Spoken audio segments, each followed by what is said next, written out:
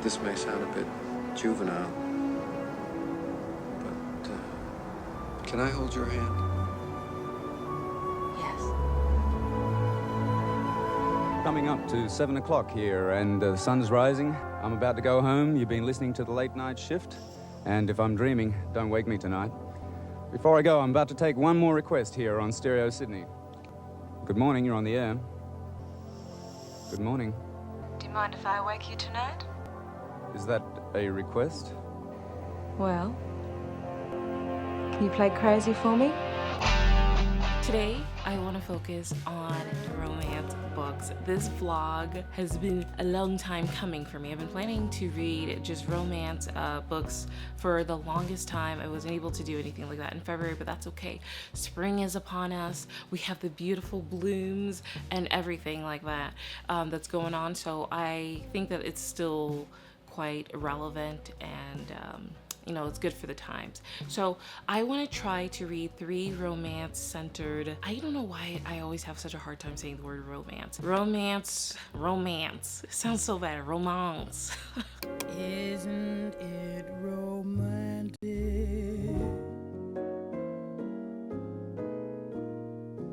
A dream that can be heard. I want to read about 3 romance-centered books during this vlog. I just splayed out a couple here up next to these gorgeous roses that I got recently. They're not gonna stay long. I'm gonna be actually giving them to my sister so she can just plant them and make them flourish at a lovely church for the springtime, for Easter, when that does come after the Lenten season is over, which is my favorite time of the year. But I am so excited.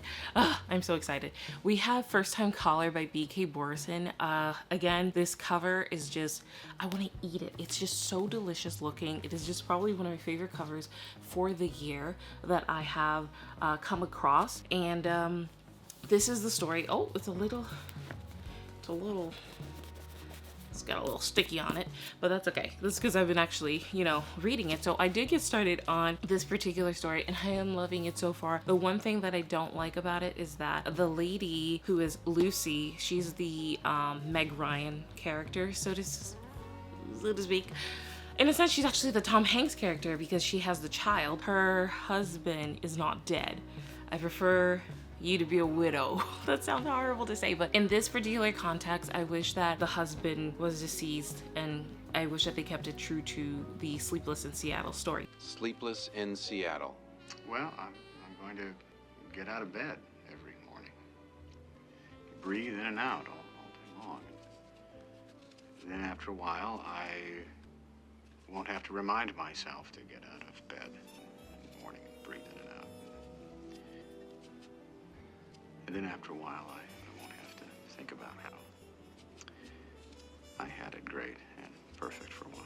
So if you guys didn't know what this was about, this is a hopeless romantic who meets a demoralized radio host. His name is Aiden, in this cozy, Sleepless in Seattle inspired love story. We were supposed to read that for our February book club over at Atlas Literary Society, but I'm not gonna beat a dead horse, but I had a really tough February and I wasn't able to do much of anything. So I am reading it now and I'll just be updating little by little, and I cannot wait for our April read, which will probably end up being the Abby Jimenez book. And then in May, we'll also read the Emily Henry book. I believe Abby comes before Emily. But yeah, very excited about this one. I'm maybe about 40 pages in, give or take, but we'll be doing our little B-roll scenes, and I have a few clips to show you guys of this particular reading journey. But I really am loving it, and I love how for the audiobook you really are just immersed in the radio hostness of it all. So I'm enjoying this a lot. Very cutesy, very fun,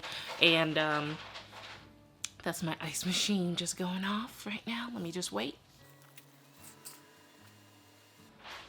Yeah.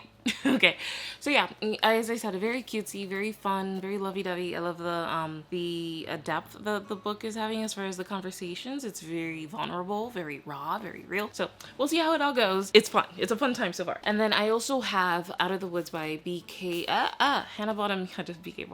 Hannah Bonam-Young. This particular one, I actually don't even know what it's about. I just knew that it was a new release for this year, and a lot of people love Hannah Bonam-Young. So it says here that high school sweethearts Sarah and Caleb Linwood have always been, oh wait a second, they say they share a last name here. Are they married? Have always been a sure thing. For the past 17 years, they have had each other's backs through all of life's ups and downs. But Sarah has begun to wonder, who is she without her other half? Why?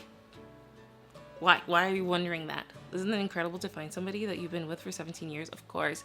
You do the evaluation. I'll find out why, huh? But when she takes on a project of her own, a fundraising gala, do you guys say gala or gala? Gala sounds a little bit more expansive. In memory of her late mother, Sarah wants nothing more than to prove to herself and to everyone else that she doesn't need Caleb's help to succeed. She's still her mother's daughter after all. Independent and capable. I'm sure. It looks like he's helping you here on this log. I don't know how independent you are. Maybe you fall on your butt if this guy was helping you. I'm so vicious. This might be a little triggering for me because I'm very sensitive to stories that have to deal with like siblings, specifically sisters especially. And now you're talking about mothers that are late. I don't know. I'll read it. I'll be reading it for this video because I want to do romance. I had the special edition of Beach Read by Emily Henry. Let me cover my face so this can focus on here. And isn't this just gorgeous? The sprayed edges has this gorgeous like sunset twilight as in the sunrise sunset feels of the sky. Is just a bathe in pink and haze and dreaminess, and then you have the ocean here, and then I believe that would be the sand. Yeah, more or less.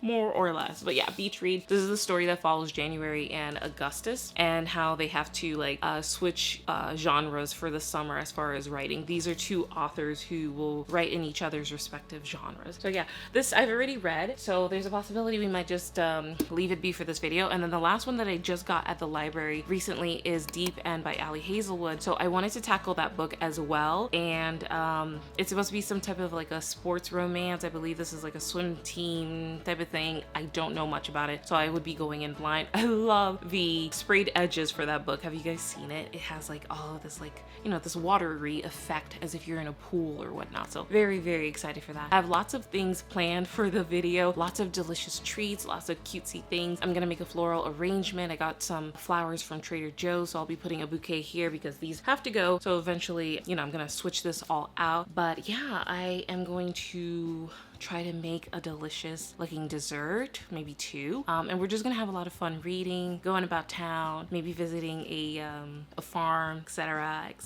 But before we get started, like the video if you do, subscribe and hit that notification bell so you don't miss any upcoming content. And let's go ahead and get right into it. We're gonna just get straight to reading.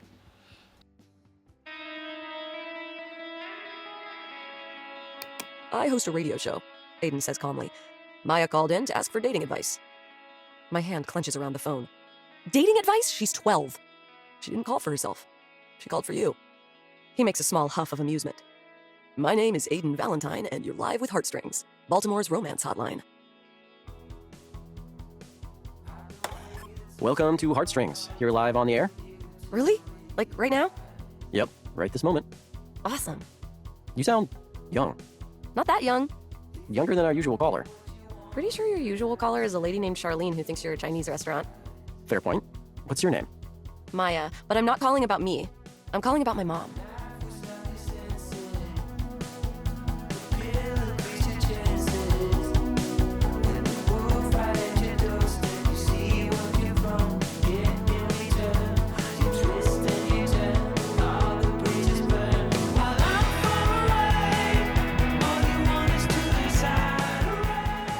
Super quick update. I'm just so giddy at the interaction of Aiden and Lucy, how they first meet. Lucy, she catches her daughter, just like in the movie, like Jonah, catches her daughter talking to a guy late at night.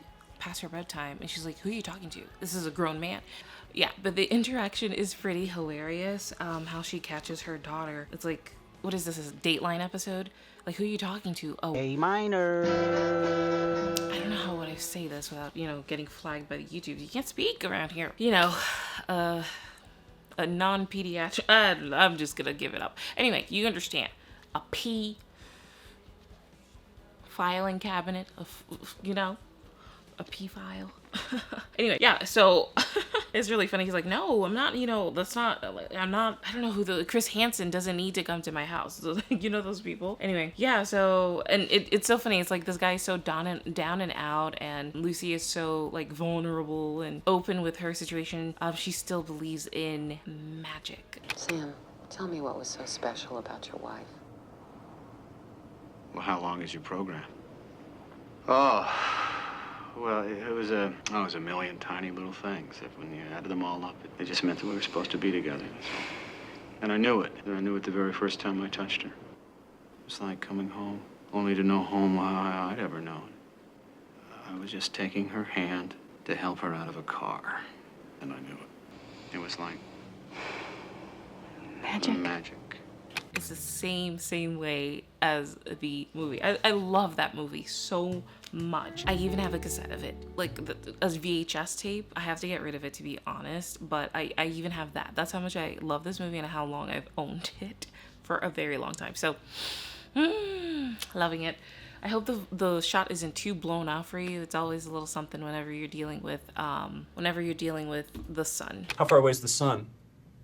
93 million miles. Is it? Yeah. And the diameter of the sun is 870,000 miles, which makes it 109 times wider than the Earth, and 333,000 times heavier than the Earth. Shut up about the sun! Shut up about the sun!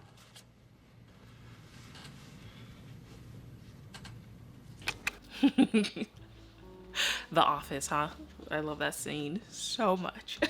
Okay, alrighty, so I'm just gonna keep on reading, and in just a moment I might get started with making our first dessert. I bought some Danishes from Walmart. They're like streuzels, and just to make my life a little easier, I was gonna do this whole thing with a croissant puff pastry type thing, but I was like, okay, just take it easy, and just make it easy on yourself. So yeah, I bought some strudels, and I'm gonna just toast them in the oven. I think one of them is like a strawberry cheese one, and the other is an apple cinnamon.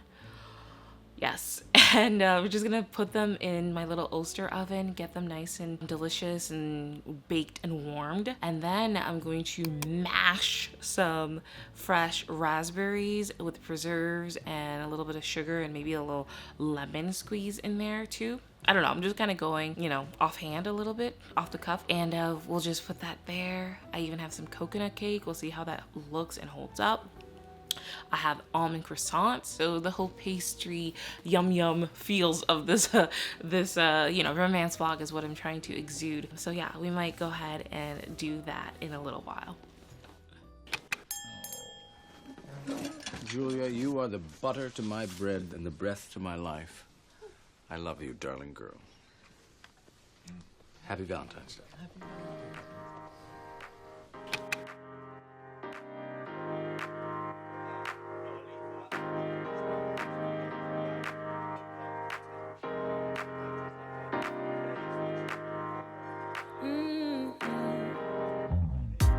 Come out and play. It's Saturday, and I promise I'll love you much better now. The sour taste will wash away, 'cause I promise I'm better now. Wouldn't hold it against you if you say that you don't wanna get close to me, close to what we used to be. But I just feel like dancing. Are you feeling it too? Oh baby, won't you love me? Won't you love me? Won't you love me? Love me like yesterday. Don't you feel it? How it feels, baby.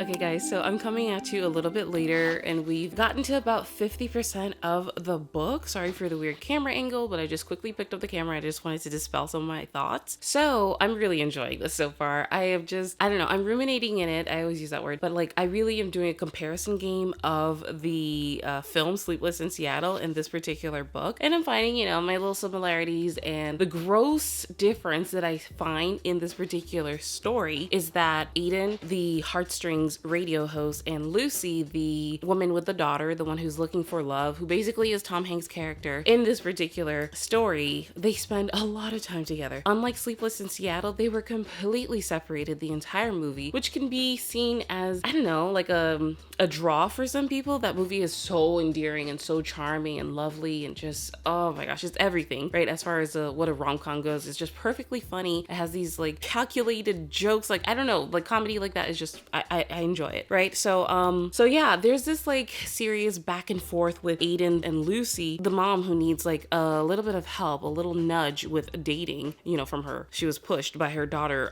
Maya. So basically this back and forth is done very publicly on the radio. She is kind of picked and prodded and is very vulnerable and has her story and her history on the airwaves for everybody to kind of like critique and to poke fun at and just give their 2 cents about it, you know what I mean? So yeah, I think that that's something that I would never be able to do. You're literally sitting across from somebody that she's obviously developing a crush towards? I don't She's sitting across somebody that she's developing a crush for. I think that's it. And she is, you know, talking about, you know, her preferences and her dating history and, you know, who her celebrity crush is. She's talking about her just her life history, how she kind of ended up in this particular position. And I can never see myself doing something like that, like you know, like I see that like it's like a big fat public confession. Like you're divulging all of your secrets. Can you guys do that? Would you be able to do that? I mean, I know I'm like kind of like on camera here, right, talking to you guys in public, but I don't think I've given any crazy deep dark secrets the way that this character here in Heartstrings is doing, you know. Heartstrings, first time caller. Heartstrings is the name of the radio show. Yeah, it's like a big fat therapy session pretty much. So yeah, I'm really enjoying that. She's like, you know, going back and forth with Aiden, the radio host. So we see that Aiden, you know, really is liking her more and more. The more that he listens to her, the more that he's intrigued by her. He wants to know more about her in a genuine way. And we can see that, you know, they're developing feelings for each other. And it's very lovely. It's very nice. Throughout this whole ordeal, she's trying to get set up, you know, by to go out on dates with people. Like that's the whole matchmaking business of it. Like we're gonna have you here on the radio and you'll, you know, talk, and then people will call in or maybe text, which does not go all that well because there's a lot of like harassment that's happening actually, you know, on that end, which is really interesting. I like that aspect of the story as well. But yeah, there's a lot of harassment happening, and it's just so like it's disheartening, really sad when somebody's like very open and very vulnerable, and somebody's like, yeah, you just want fairy tale, you just want magic. You see, she was easy, like kind of like that, like a betting game kind of thing. There's a moment where she ends up getting stood up. Somebody stands her up for a date. There's another incident where a seemingly nice person kind of just gets her out on a date just to prove it to his boys that, yeah, I bet, you know, like kind of like petty, childish, scary almost stuff that is happening with these weird potential dates, you know, like future boyfriend, future romantic partners for this lady, Lucy. It's horrible. It's actually horrible. I'm like, And of course, Aiden, he's like super protective. He's very hyper attentive to, you know, the stories that she's telling him, because, you know, they've been relegated to a very small booth where they're just like, you know, pouring their hearts out, you know? Even to the point where Aiden, he actually, in the story, they talk about how he notices these little minute details of Lucy's eyes and how they're this gorgeous emerald treasure green, blah, blah, blah, around the irises. And then, like, and I was like, okay, somebody's watched Monster-in-Law. That's one of my favorite romantic comedies, rom-coms. And it just reminds me of this particular clip with J-Lo and Michael Vartan. Can't say his name. Anyway, hit it. Okay, let me take you out on Friday night. We'll watch the playoffs. I'll order pizza. I'll completely ignore you. Give me one good reason. Because I'm different. Really? Okay, what color are my eyes? Well, at first glance, your eyes are brown. But when the light hits them, they change to amber.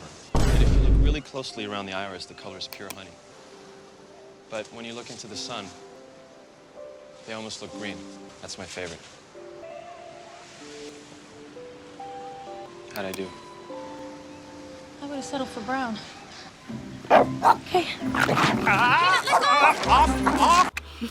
Yeah, I love that clip. It's so like, whoa, he's so attentive.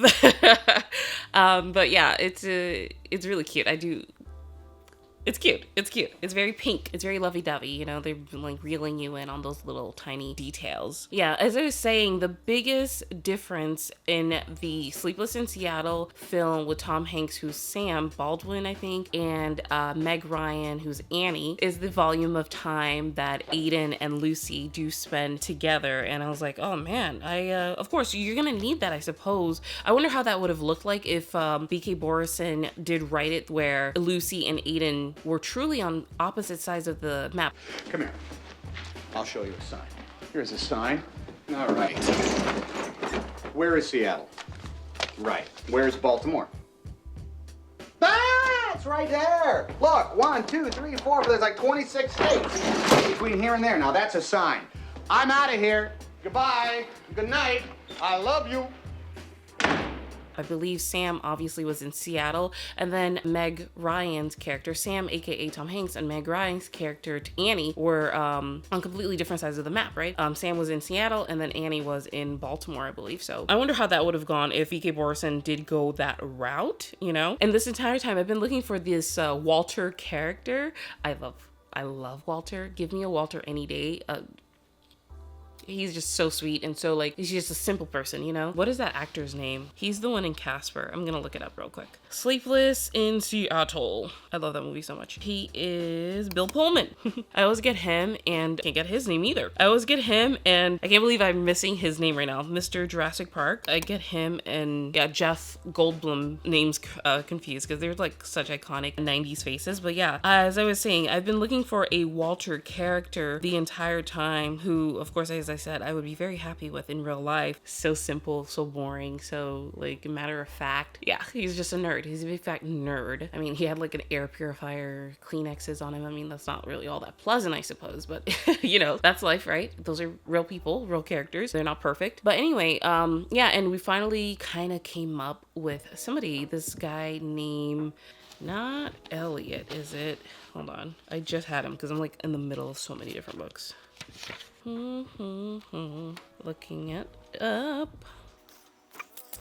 I'm not even sure where I left off, but this guy named Oliver is, I kind of find him kind of like the Walter character. She set up with this date with this guy, and he's just very nice. He's very Gregory Peck-ish. He's a little bit vintage, pulls out the chair for the young lady, and you know, he seems like a really great guy, but he actually ends up telling her in the date that he has feelings for somebody else and that he was trying her on. In a way, he was like, you're doing the exact same thing because obviously you have for this guy that you've been spending a lot of time with in this radio booth. So, you know, it's okay. I guess, you know, honesty counts and whatnot. So yeah, we found our Walter character because Walter in the movie, he took it very well, the rejection from Meg Ryan. One thing though, I was like, I don't know why BK Borison keeps doing this in this particular story, but there's a moment where Aiden and Lucy, our main guys, the people who are on the cover, I'm sorry if your attention is that, like, you know, that you get. I just want to be clear.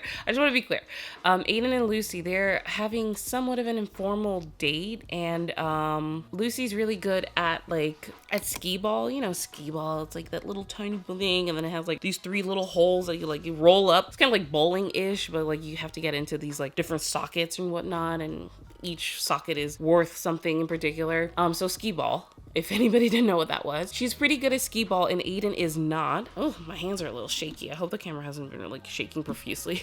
Yeah, so Aiden is not good at skee ball, and she helps him, you know, with his form, but I was like, ew, not the woman helping the guy behind. Like, it just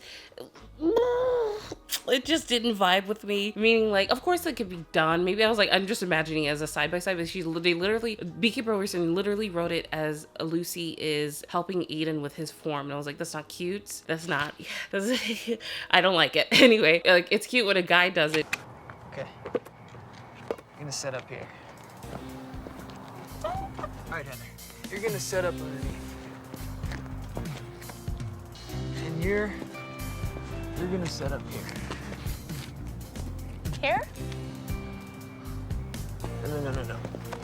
Here. I'm sorry. Here? No.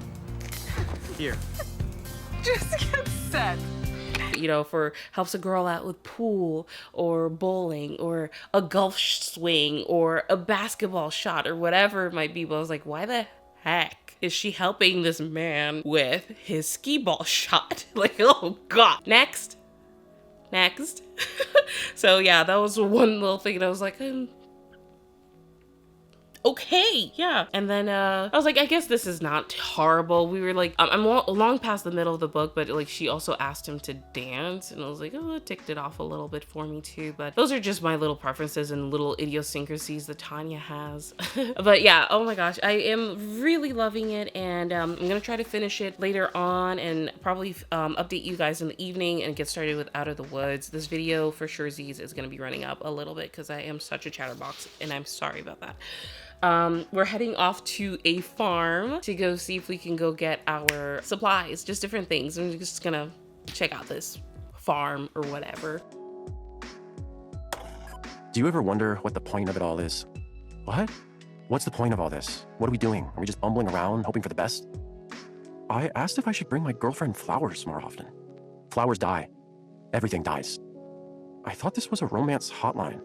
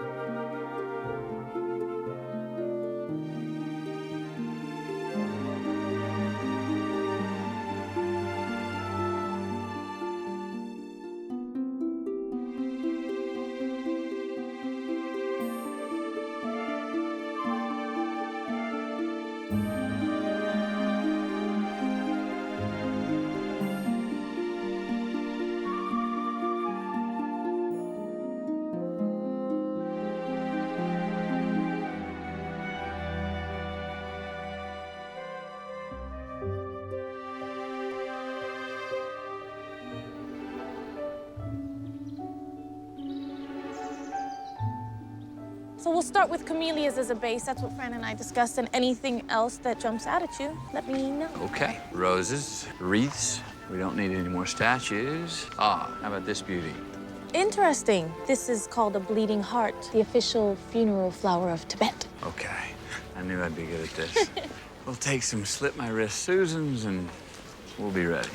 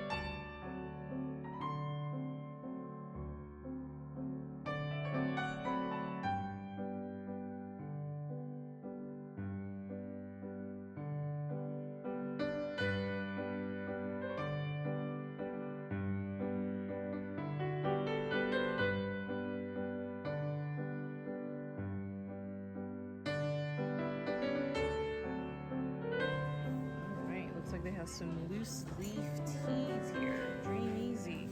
Valerian root, lavender, chamomile, open care, senna.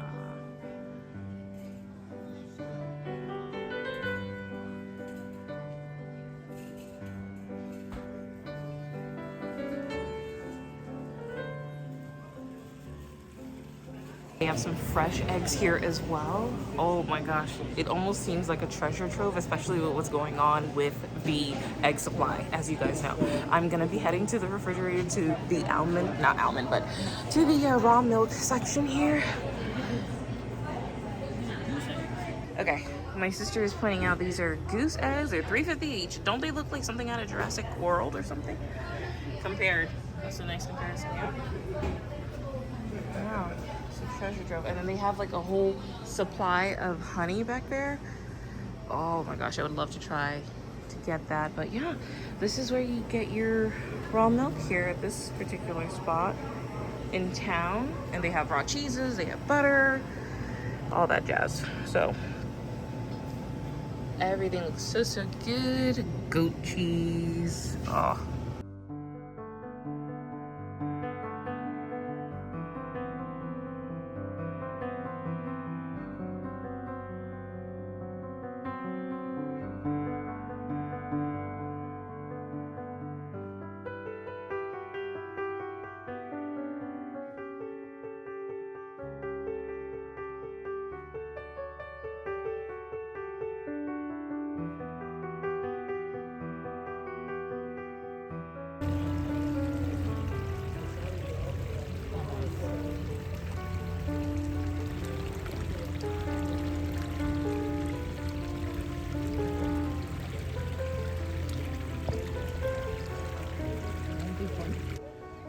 I like this particular tree.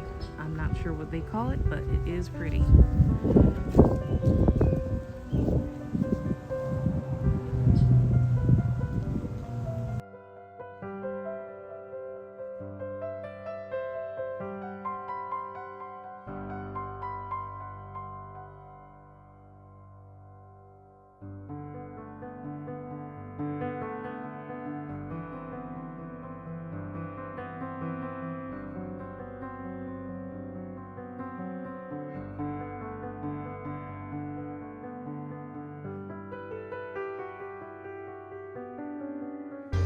I'm gonna quickly check out to see how much the cold press smoothies and juices cost. But yeah, this has been a very fun little day trip here.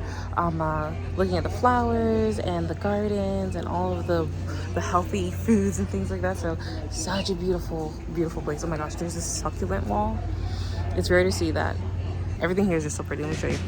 There's nothing wrong with that. Trippy, yeah, we all lose track. I wouldn't mind it if I find it. There's nothing wrong with that.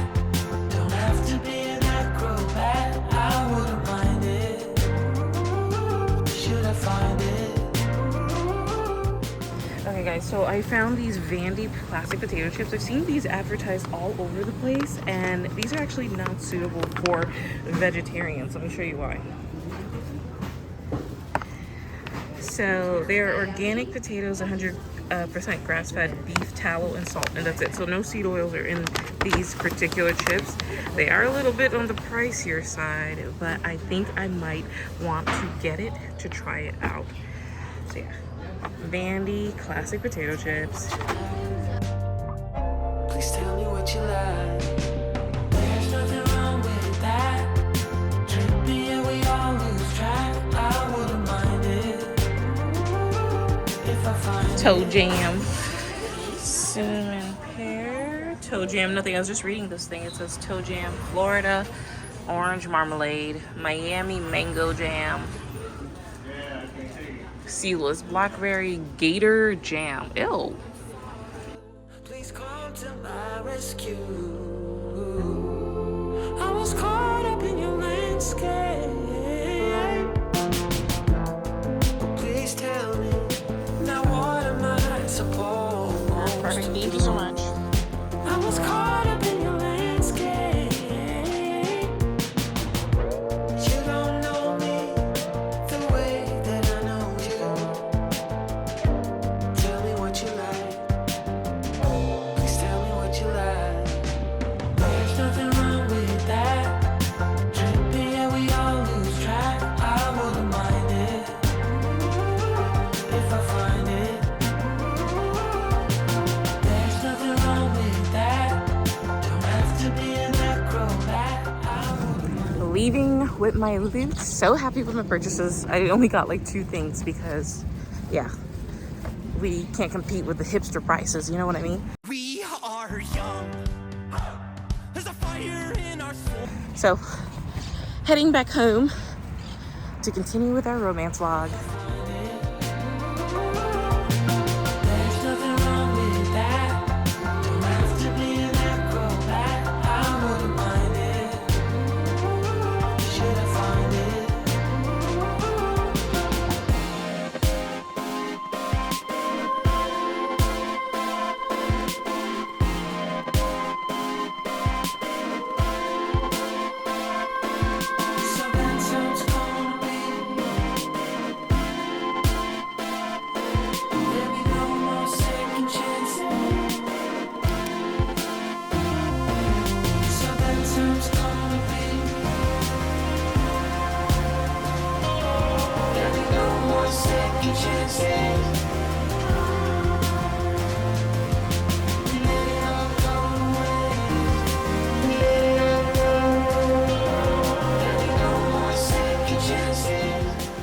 Okay guys, so this book, Deep End, I did get it started, and I wanted to give you guys an update on it. It's god-awful. It's really bad. It is really, I can't tolerate it. It's intolerable and insufferable, and just like, where's the plot? Where's the story? Where's the heart of this particular novel? I don't know, this book. I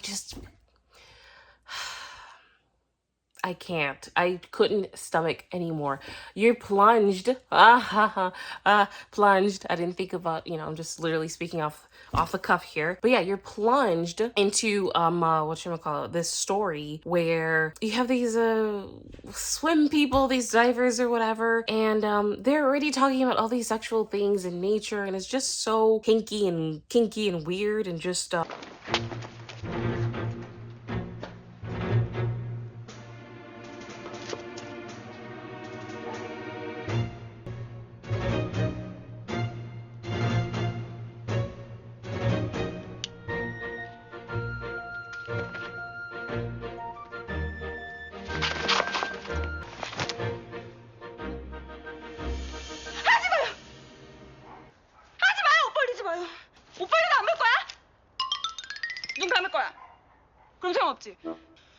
눈 감기 없기다.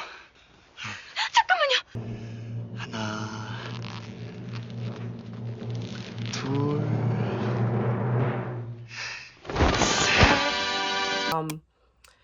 like, it's like within the first chapter or 2, it's like, we're just gonna dive right into this. Sorry, another one.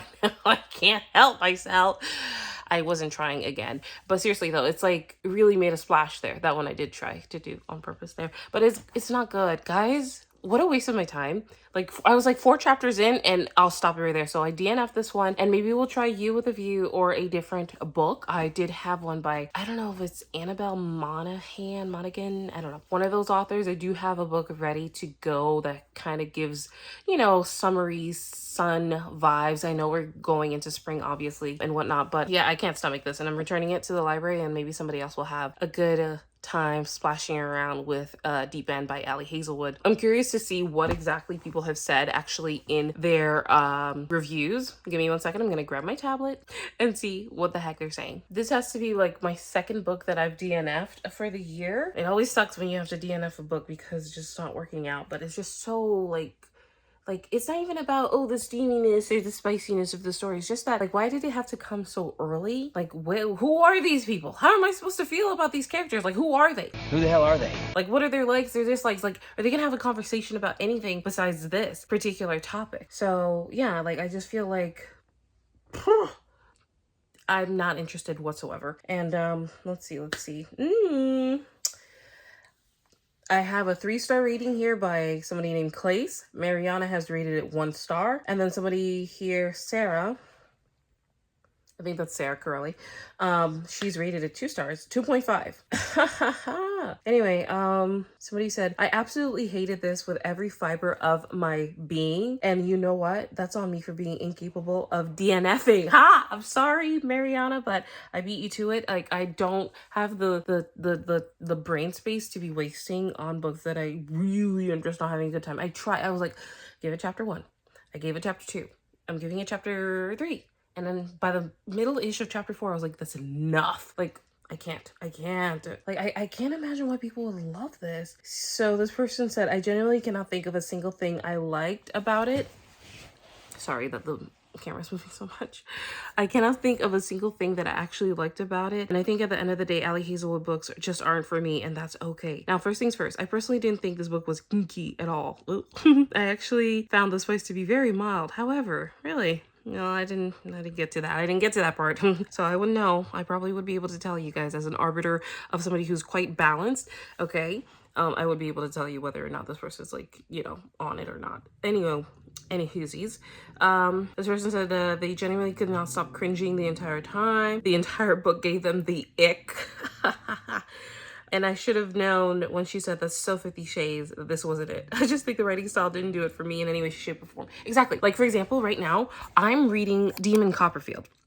And it is so good. I was like, oh, I just want to ruminate in that world. It's just so beautiful as far as the writing and the story. You're just engrossed and engaged, and it makes you, like, it's a real page turner. Like, from start to where I am right now, which is like chapter 5 or 6. I am loving it. It is so good. The audiobook narrator, it's giving the Huckleberry Finn vibes. It makes me want to go read David Copperfield by Charles Dickens. So that is something that feels more my speed, and probably more your speed too, as you guys are my viewers, and you know, maybe you might take my recommendations and whatnot. But yeah, Deep End was just a big fat miss, and I wish that it would have been the last book that I have. I wish that it would have been better. The last book that I do have from Ali Hazelwood on the docket that I will try to see, and I hate to compare authors, but I really do enjoy Emily Henry's works because it just feels like such a perfect,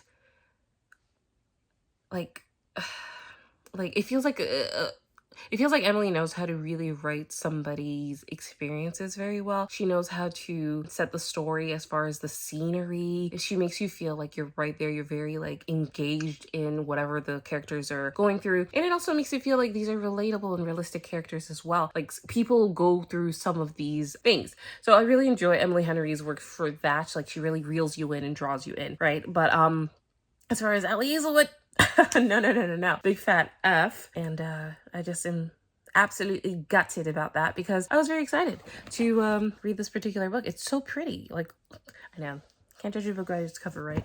But we'll try to give another romance book a shot. And yeah, I feel like I had something else to say, but I probably got off on Deep End or something.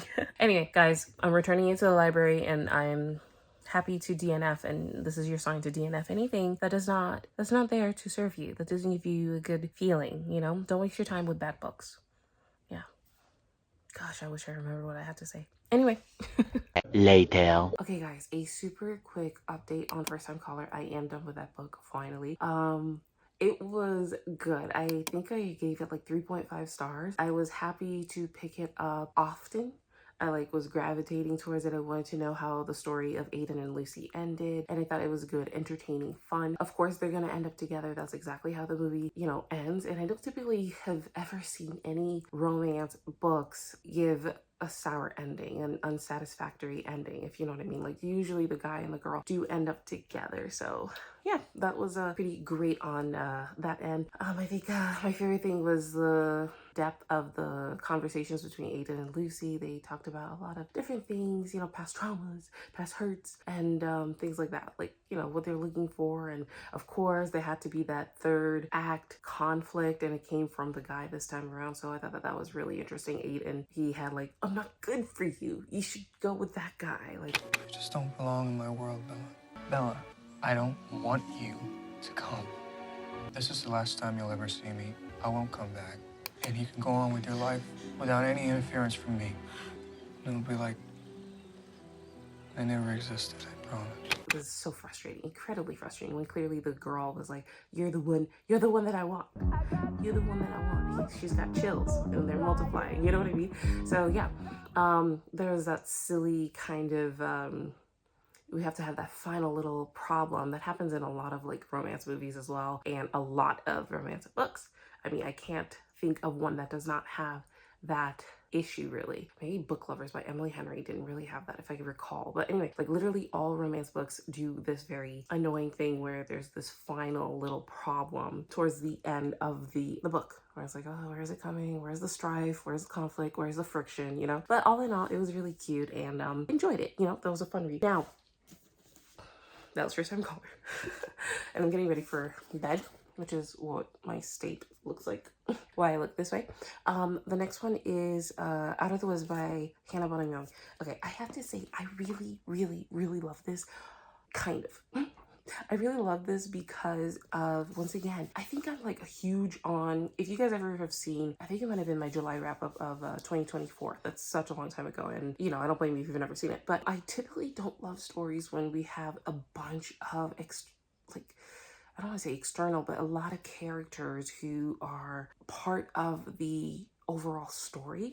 I enjoy when these two characters, their names are, yeah, Sarah and Caleb. When these two characters are, I'm gonna put that down, together, it's giving, we're about to get divorced, we're not on the same page, if even on the same book or the same library, that kind of feeling. It's like these people have been together for so long. I think about like 17 years. They were like met when they were 14 years old. They got married when they were super young. They don't have any kids, but you know, at this point in time, they're not syncing, they're not communicating just right. They need somebody to intervene and to kind of guide them to make them fall in love with each other again and to be able to communicate best, you know? So, yeah, I really like this story. I think like Hannah Bonam-Young is doing a good job with writing that out, how a couple can seem so close and so tight that they are almost on the brink of divorce because they've kind of fallen off, which is really sad to think. And I don't know, the guy, he's definitely more my favorite character, the main man, the male main character. He's definitely the one that has irritated me last. I feel like the lady is a little bit more like,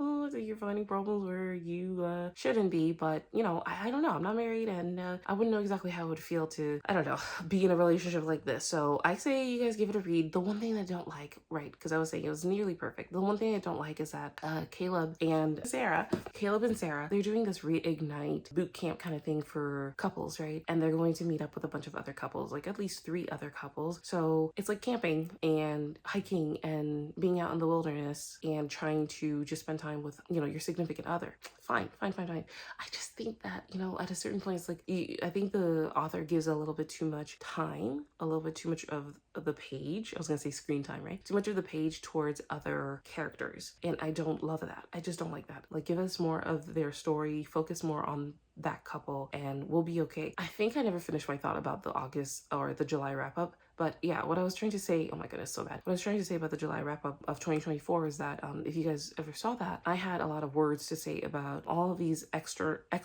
characters in Happy Place by Emily Henry. I liked, you know, for the most part, the conversations that were happening between the 2 leads of the story. And then whenever they switched it off to somebody else, I was like extremely bored. I just didn't care. I wanted to throw the book. I'm like, I just don't care about these people. You know, like I don't care. Just is the same thing that's happening in Out of the Woods, you know? So yeah, I just wanted to give you guys a super quick update. Other than that, like I think she's really doing a good job. It's a non-linear story. We're going back and forth in time, like 14 or 17 years ago, and then current time. And we're just kind of seeing how they landed here. It's really sad. The mom of the main character, she did die from amyotrophic lateral sclerosis. I think that's exactly what it is. I can't believe it. ALS, you guys know, the one that is like the motor neuron disorder or disease, where it kind of like locks up your entire body and you become paralyzed, and eventually you have lung failure because you can't even breathe, you know, voluntarily or whatnot. So I think that's what it is, ALS. Really, really rough disease. Very, very tough. But yes, for the most part, I'm having a good old time with the reads, and I can't wait to finish Out of the Woods. I haven't really wanted to grab it the way I've wanted to grab First Time Caller, and then, you know, guys already know about Deep End, and I've updated you guys about that. But yeah, we're gonna see if we can make our way to finishing Out of the Woods, and then we'll be done with the video. Tomorrow.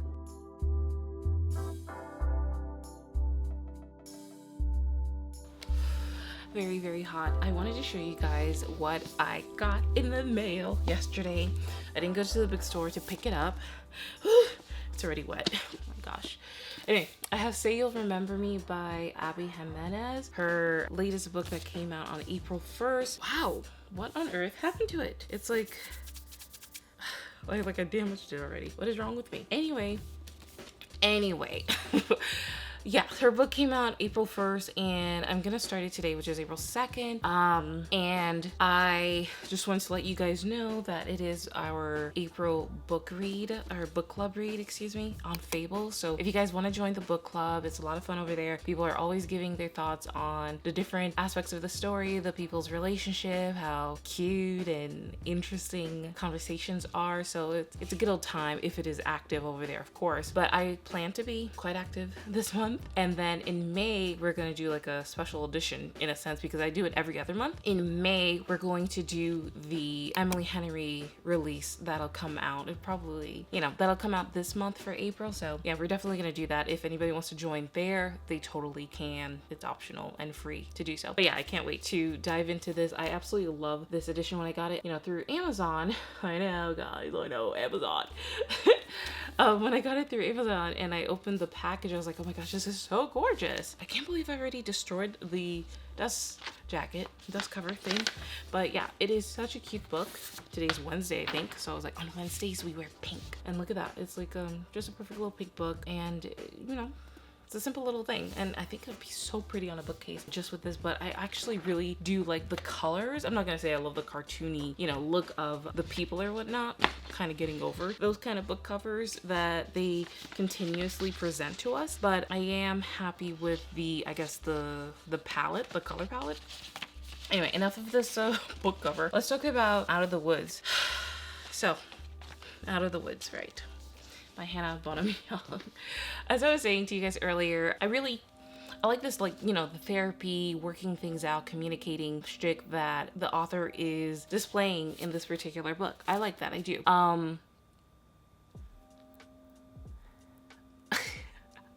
The thing that I'm having an issue with is our main girl, Sarah. She is somebody who is having marital problems after, being with her husband for, I don't know, maybe 12, 14 years, something like that. She's known her husband for about 17 years. And how can I say this? It's like she feels like, they've kind of fallen out of step and she's broached this conversation with him and he feels that, I thought we were okay. And he's kind of kidding himself a little bit. Maybe he did know that they've been, drifting apart and they've been having issues for quite some time, and it's nothing too major depending on who you're speaking to. It could be major enough to, I guess that's how it always starts, like a small little stone, to have like a huge ripple effect, but it's nothing too major that would end up in a divorce, right? So they end up going to this, off-grid campsite with like about 3 or 4 other couples, I forget, and everybody's very kind, everybody's very funny and sweet. All the couples are really nice.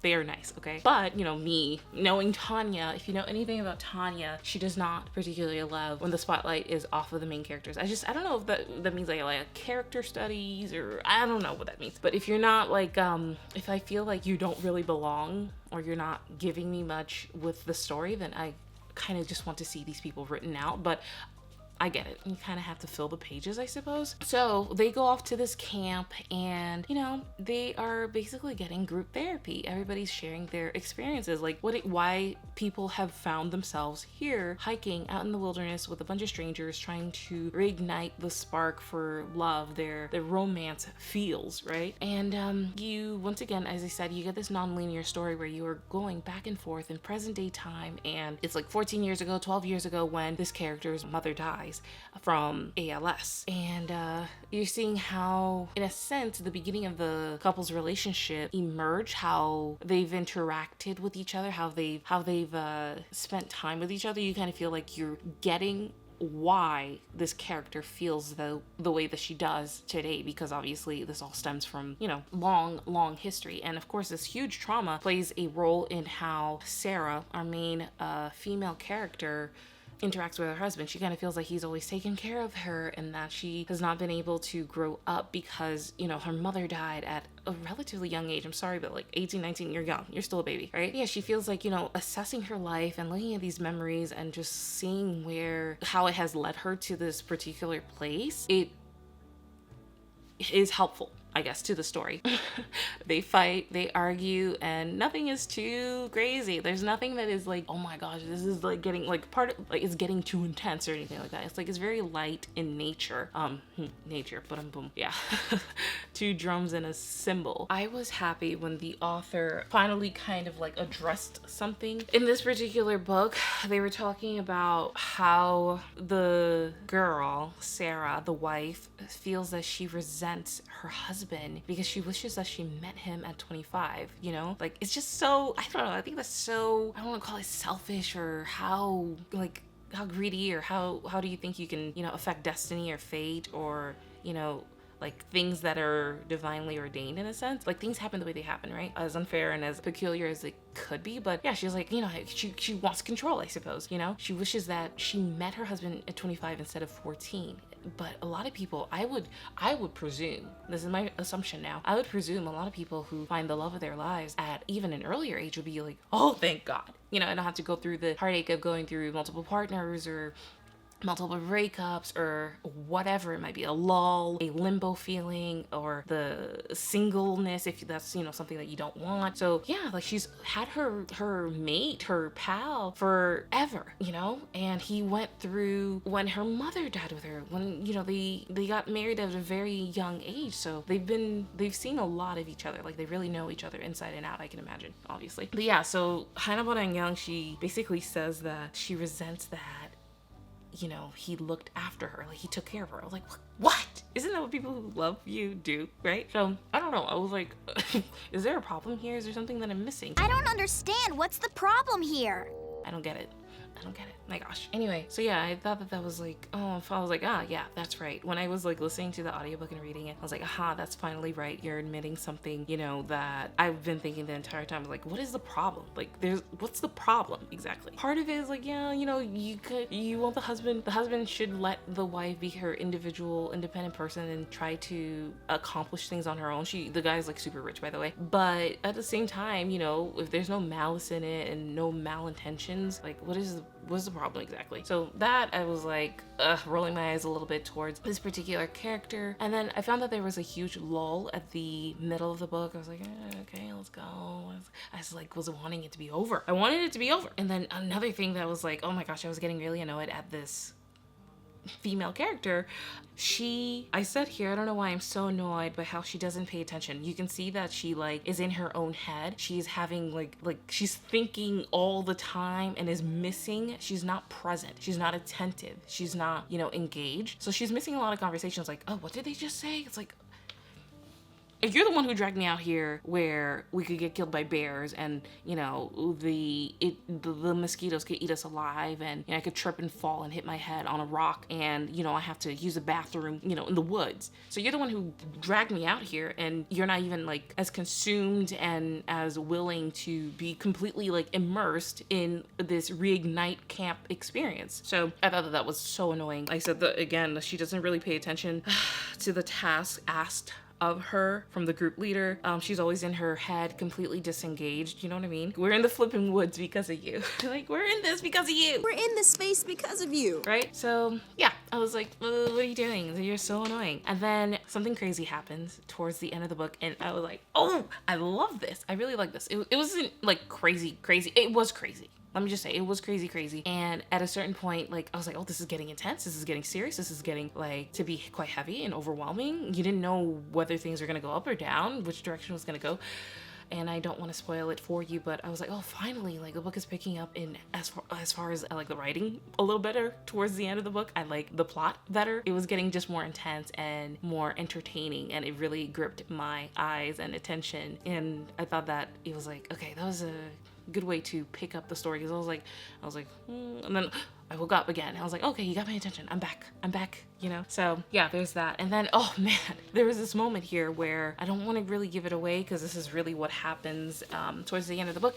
There's a moment where she's praying. They did talk about her really Catholic past, and a part of me was getting a little, again, annoyed and frustrated, but I was like, okay, it's just a book. But I really project, I suppose, sometimes when there are certain characters in books that I'm like, okay, I don't you know what I mean? Like I just don't like what you're saying, and I don't know if it comes from the actual author's experiences and whatnot, but yeah, there's a moment where it feels like she made her husband her god, her everything. Like he's the most, of course he's the most important thing, but you know, and again, some people may not even relate to that, but yeah, I thought that was so, I was like, okay, yeah, we're different, you know? We're just different. I can't really judge here, but yeah, there was a moment where she's giving out a prayer, and I just was really PO'd, and she was praying away God in a sense. I was like, Okay. Like, I'll read that off to you. Because she was like, she has a history of doing this thing with her mother, because, you know, when you have ALS, it's kind of like a death sentence. They've prayed out of desperation, out of a supplication, like a need for something. Like, I really am truly asking for something quite important, because, like, I'm desperate. I'm at the end of my rope kind of situation. So that's, I guess, the way that she's always done it with her mom, which happens to a lot of people. When you're in a very tight corner, you know, it has happened to me too. When you're in a tight corner, you just end up praying in a way of like, look, like almost like a bargaining kind of situation, but like a true, like irrational, desperate need. So she says here, in the aftermath, it's silent. I think I'll always, this is on page 280, I think I'll always instinctively call out to some form of deity or greater force. It's what I was taught to do, and I'm proudly my mother's daughter. I was like, I don't think so, because your mother was Catholic, and, you know, she, for example, she had lost her wallet or something like that. I don't know if I had mentioned that earlier, but she had lost her wallet in one of the scenes of this book, and she was like, okay, everybody, we're going to pray to St. Anthony to find it, and then literally she prayed to St. Anthony, and not a second later, somebody gave her the idea to check her vehicle, you know, and then boom, she found her wallet. I just thought that was incredible, you know? Anyway, so it's not some form of a deity, you know, is God or greater force or whatever. So she doesn't name God as God. I was a little annoyed by that. I think I'll always instinctively call out to some form of deity or greater force. It's what I was taught to do, and I'm proudly my mother's daughter. But I know now that if there is someone or something out there, I can't rely on them as I once did. You can't rely on God. And again, you guys don't take it as like, it's just like, as a Catholic myself, like I was getting triggered. I was getting triggered only because, like, I know, you know, like how strong and how important my faith is to, you know, in my life. So it was just like, I was like, okay. And I don't have any qualms about anybody else's religion or anything like that. But I was like, when reading it, I was like getting, it's like, oh, you personally insulted me, you know? Anyway, so she says, but I know that if there is someone or something out there, I can't rely on them as I once did. I have to believe moving forward that they are as human as me, as powerless. Can you imagine? So you're praying to something or someone that you think is as powerless as you. Why are you praying to them? Like, you know what I mean? Because anyone who had more control than I do, more ability to intervene, to save, to help, wouldn't allow so much suffering. That's always a huge misconception. I have to believe that. So before I finish, I apologize to them for their lack of control. I commiserate with them, knowing that we must feel the same. I thank them for their time, for the slight relief I feel, having laid the hurt out for them. And this was the kicker. I was like, no. And I say goodbye for now and forever after. I will have to stand on my own 2 feet. And then she closes it with an amen.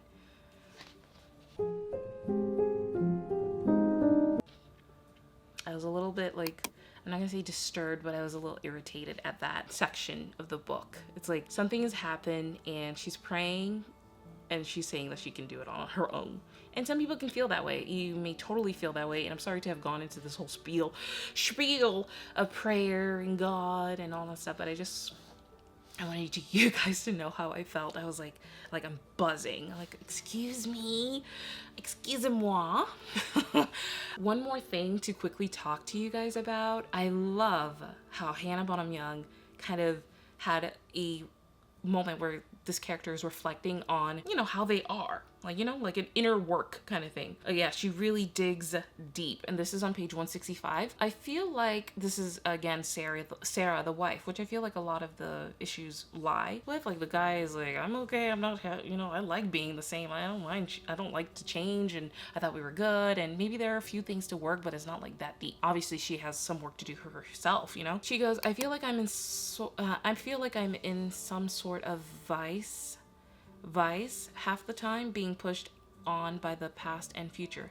Elaborate on that. This is somebody who's also in the camp, who's just kind of like walking with her and just having a one-on-one with her. Yvonne says, shifting to face me. A vice is an awfully powerful image. Can't read. I guess it's a bit dramatic, I say, looking away from her. No, none of that. We should use powerful imagery for powerful feelings. I take a deep breath. I have a hard time being present. I was like, I actually said the B word out loud. I was like, I could see that. I saw that 164 pages before. Like, you're obviously not, I won't say a thoughtful person, but you're just obviously not somebody who's like, you know, who's got it like that, in the form of like being grounded. So she says, I have a hard time being present. I admit, I'm usually either dwelling on the past or worrying about the future. You can just tell that. And how would you say that affects your daily life? Yvonne is saying this. Well, I have a hard time concentrating, I think. I pause, blinking rapidly as I lean back onto my palms, spread out behind my back, turning up to face the sky. It can sometimes be difficult for me to feel grateful for what I have because I'm thinking about what I've lost or what I could lose. I feel directionless. That's a hard word. I feel directionless because I don't really know my own feelings or wants or desires. I just sort of live in some middle, not really pleasing myself or performing what is expected of me.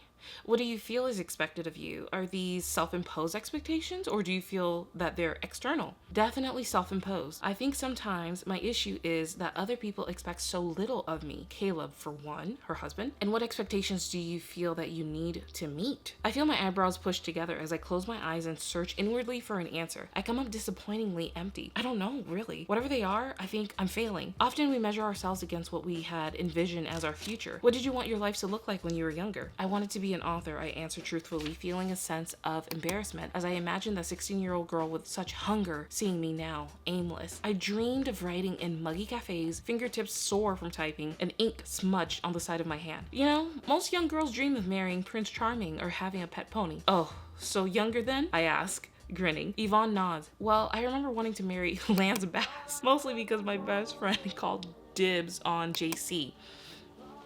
I was like, that's not JT, Justin Timberlake. JC is the other one. I'm a Backstreet Boys kind of girl, but yeah, I really like that moment that Hannah Bonam-Young wrote, and I was like, yes, good. I love this reflection that she's giving, because it's a lot of it is like, this is all you, babe. Like, this is all you. So I finished the book. The end was very like suspenseful and thrilling a little bit, in a sense. Suspense, not in the sense of like, oh, it's super scary, but it was like a complete sprint in the end. And I won't say I'm 100% satisfied with the ending because something does not happen when we get the epilogue. You guys will have to see, but yeah, I do recommend you guys to read that and then maybe pass it along to another friend, and that'd be it. But yeah, I'm so glad that I got a chance to read. Guys, I feel so spent and tired that I don't think I'll read that Annabelle Monaghan book or any other romance books for the video. I think I'm gonna close it out here so it won't go over an hour and a half. I've already been talking for 23 minutes just sitting down here because I just want to talk to you guys about the God conversation that this author kind of broached in the book. But yes, I am so happy that I got to do this romance vlog. Again, I would give this one a 3.5. I think this was my most enjoyed book out of the two that I did read. First Time Caller by B.K. Borison. Of course, we did not finish Ali Hazelwood's Deep End. Disappointing. And lastly, Out of the Woods. I would give that one 3 stars. I think right down the middle-ish, so to speak. 2.5 is really right down the middle, right? But anyway, 3 stars out of 5. You know, it had lulls, highs, lows. There were points where I was like disagreeing, getting frustrated, getting a little bit mad at it, but I thought it was an entertaining book, very cute. She did her thing, I guess. And yeah, I give it 3 stars, even maybe 2.75. Maybe, I don't know. Anyway, I just wanted to share that with you guys, my thoughts on these books. And it's time for my little hot water. Gretchen, hot water. Thank you so much, guys, for watching and hanging out with me once again. I'm hoping to have this video out to you guys on Thursday, April 3rd, which is tomorrow. And then soon, and very soon, I'm going to film my January, February, March. Oh my gosh, it's like a quarterly wrap-up kind of thing, because I have not been putting out videos, as you guys have noticed, and try to see if I can get that out to you guys as soon as possible. But yeah, in the past like 3 months of the year, I've read and listened to, I have to admit, there are a lot of audiobook tandem type of reads, to about like 29 books, I believe. And a lot of them were, quite short. Some of them were from the Christmas era, since it was January, still the beginning of the Christmas season. I don't know who that is. I don't know who that is. Anyway, thank you so much, guys, again, for watching the video. Don't forget to give it a big old thumbs up if you liked it. Subscribe, and don't forget to hit that notification bell if you want to be notified when I post any new and upcoming content. Thanks again for watching and hanging out with me. I love you guys, and I will see you guys very soon, God willing. Okay, bye. Need someone to hold my horses. Yeah, 'cause I go fast, yeah, I go hard. Wanna find some peace, so I pray to God to find a way to fix it all.